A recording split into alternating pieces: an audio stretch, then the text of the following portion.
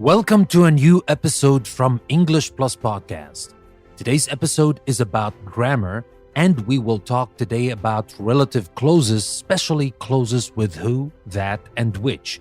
We will talk about different ways we can form these clauses, and we will talk about some important things you will need to know to make this piece of grammar work for your benefit to be able to express yourself better in English.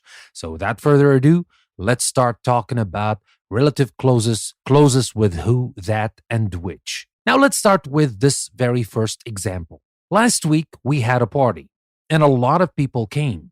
Everybody enjoyed it. Well, instead of saying all this, can't we say everybody who came to the party enjoyed it? Of course we can. Now, where is the relative clause in this sentence? Everybody who came to the party enjoyed it. Now, actually, it's the part in the middle. Who came to the party? Now, a clause is a part of a sentence. A relative clause tells us which person or thing or what kind of person or thing the speaker means. For example, we can say the woman who lives next door to me. And here, who lives next door to me tells us which woman. Or people who complain all the time. Who complain all the time. That's the relative clause. Who complain all the time tells us what kind of people we're talking about. We use who in a relative clause for people, not for things. For example, we say the woman who lives next door to me is a doctor. Now, of course, you have to know something that the clause is not enough to form a sentence. There has to be a continuation. Now, for example, here, if I just say the woman who lives next door to me and I stop, the sentence is not finished. The meaning is not complete. I have to say what? What do you mean? Yes, I know. The woman who lives next door to you. What? Is she a doctor? Is she annoying you? Is she beautiful? What do you want to say? So here, remember, the clause is useful, but it is not complete on its own. It's just a part of a sentence. So here, the woman who lives next door to me is a doctor. Or, I don't like people who complain all the time. All right, here, I started with saying I don't like. And I'm talking about what kind of people I don't like. I don't like people who complain all the time. Who complain all the time, that is my relative clause. Or, an architect is someone who designs buildings. And here, this is a complete sentence, but the clause part is who designs buildings. Another example, what was the name of the person who called? Somebody called.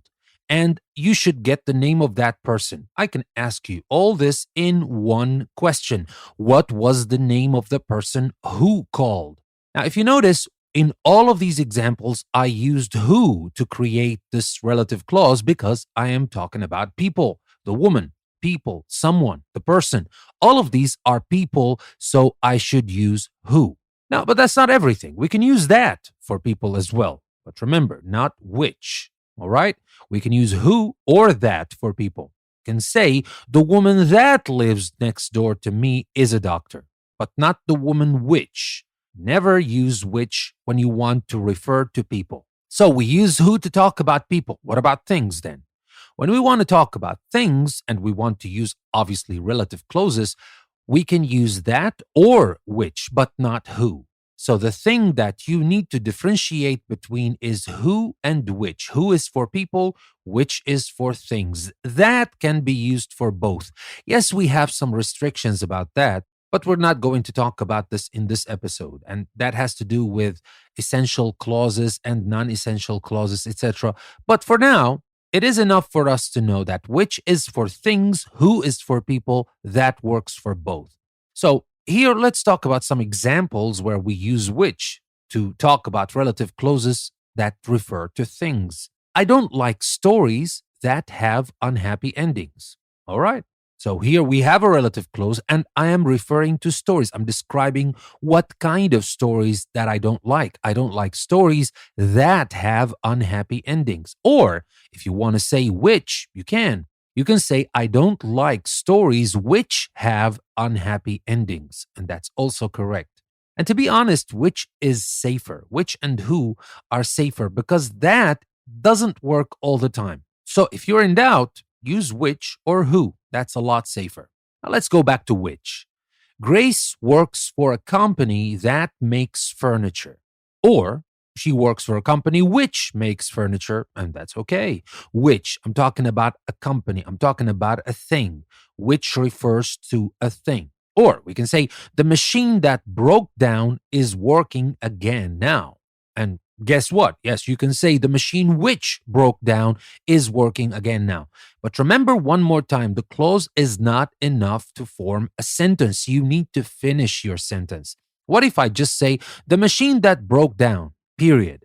What does that mean? What happened to the machine? Did you sell it? Did you fix it? Whatever. So here you have to finish the sentence. The clause is not enough. The clause is something like an adjective, and that is why we call them, by the way, adjective clauses. Yes, they are called relative clauses, but they're part of adjective clauses because this clause is like an adjective. You're describing the machine. You are telling me which machine are you talking about. So here, the machine that broke down or the machine which broke down is working again now. I am describing to you, I'm telling you which machine I'm talking about. All right? Now, in relative clauses, we use who, that, which, but not he, she, they, it. You might be tempted to use he, she, it instead of who, that, and which. That doesn't work. Let me give you some examples. Now, I'll start with two sentences before I join them together. Now, I met a Canadian woman at the party, period. She is an English teacher, period. These are two sentences. Well, it's better to join these two sentences because in both sentences, we have something in common. The Canadian woman, she is an English teacher. I'm talking about the same person, right? So why do I have to say two sentences? I can join them. When there is something in common between two sentences, you can use relative clauses to make one. And we can say here, I met a Canadian woman who is an English teacher. That's perfect. That's one sentence. We used relative clauses to make one sentence instead of two. But remember, you need to have something in common, right? You just can't join any two sentences by means of relative clauses just because you want to join them. No, you should have something in common first, and then you should look at this thing in common. If it is a person, you use who. If it is a thing, you use which, or that for both. But here, we said, I met a Canadian woman who is an English teacher, but we don't say she is an English teacher in the joined sentence. No, that's wrong. You need to use who. If you join the sentences, you need to use who. In this case, because a Canadian woman, that's a person, I use who. Another example for things, I can't find the keys, period. They were on the table, period. These are two sentences. And here we can see that there is something in common. The keys, we have the same thing. We're talking about the same thing. So I can say, where are the keys that were on the table? Not the keys they were on the table. You don't use they when you join the two sentences together. You need to use a relative clause pronoun like who, which, or that. Now, let me talk about one more thing because that is a common mistake, and that is what. Using what instead of that. People do that sometimes, and sometimes it is correct, but it is not related to relative clauses. What has a specific meaning? What means the things that. So it is kind of a relative clause structure, but what on its own means the things that or the thing that. So you can say, for example, what happened was my fault. And here, remember, we're not talking about what as a question word. We're talking about what here as the things that. So here, this is not a question. What happened was my fault. Like I'm saying, the thing that happened was my fault. And that's correct. But notice, if you say everything that happened was my fault, you can't say here everything what happened because you already said everything. You don't need to use what anymore or the meaning of what in this sentence. You can't say everything, the thing that. You understand what I mean? You already said the thing. Everything that happened, not everything what happened. Or the machine that broke down is now working again, not the machine what broke down. Doesn't work this way.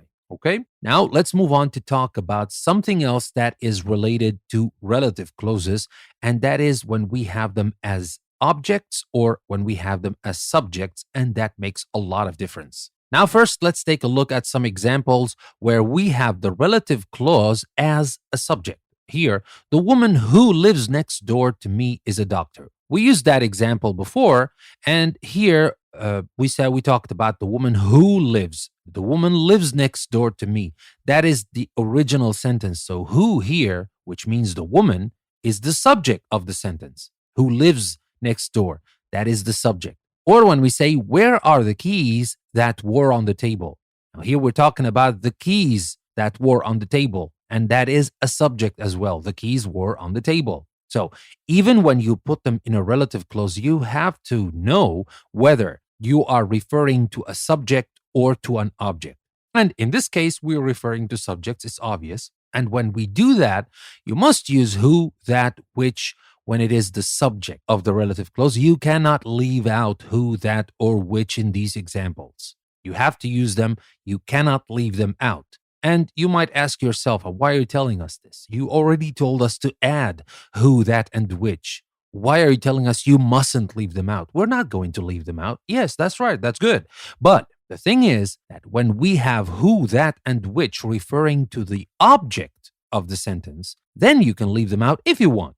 You don't have to, but you can leave them out. And to be honest, people leave them out a lot. And that might confuse you sometimes because you might look at a sentence and kind of wonder, what is that sentence? How does it work? Well, it is simply a relative clause, but because the relative pronoun refers to an object, not a subject, so we can leave it out if we want.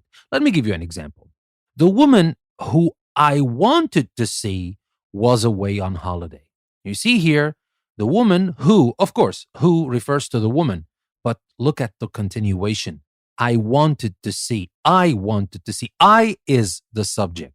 But the woman here in this sentence, who here is the object, because the sentence goes like, I wanted to see the woman, right? So I wanted to see the woman. And here, because we joined these two sentences together, I said the woman who I wanted to see was away on holiday. So here in this case, who, which is the woman, is the object of the sentence.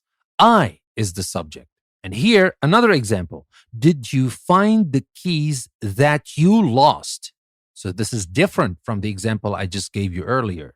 Did you find the keys that you lost? Well, you lost the keys that you lost. You lost the keys. The keys here is the object, not the subject. You is the subject.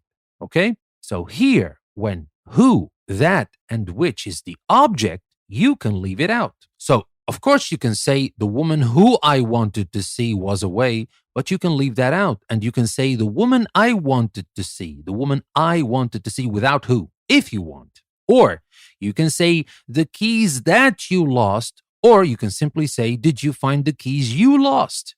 All right, we can say the dress Lisa bought doesn't fit her very well. Well, originally, it is the dress that Lisa bought.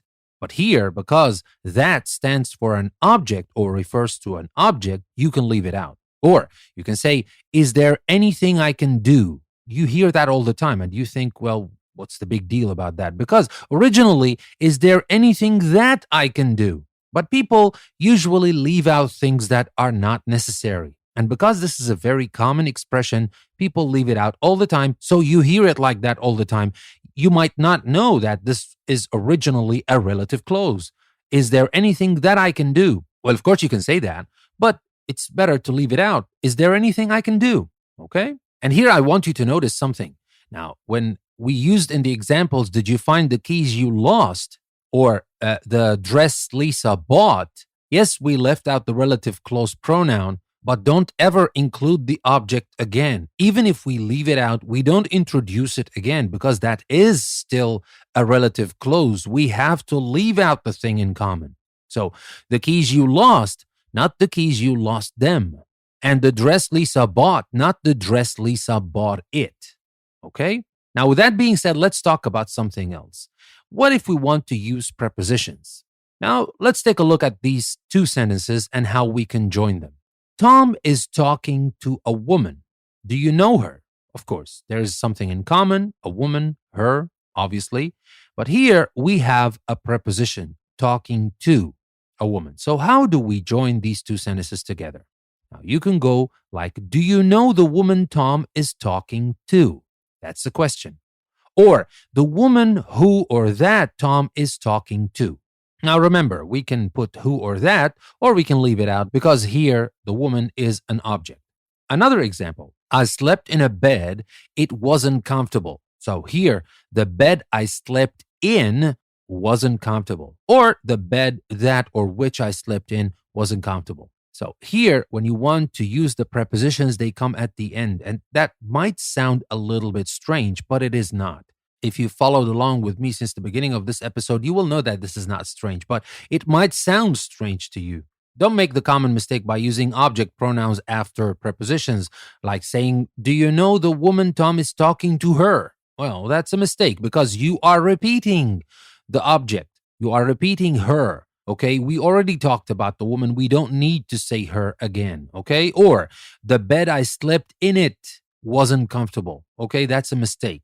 Don't put an object pronoun after prepositions in relative clauses. Now, I'll give you a couple more examples. Are these the books you were looking for? Not are these the books you were looking for them.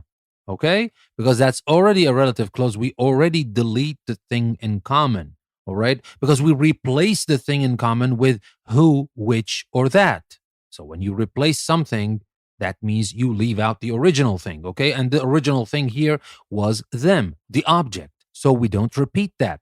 We say, for example, the man I was sitting next to on the plane talked all the time. Not the man I was sitting next to him on the plane talked all the time. That's a mistake. You don't say him here.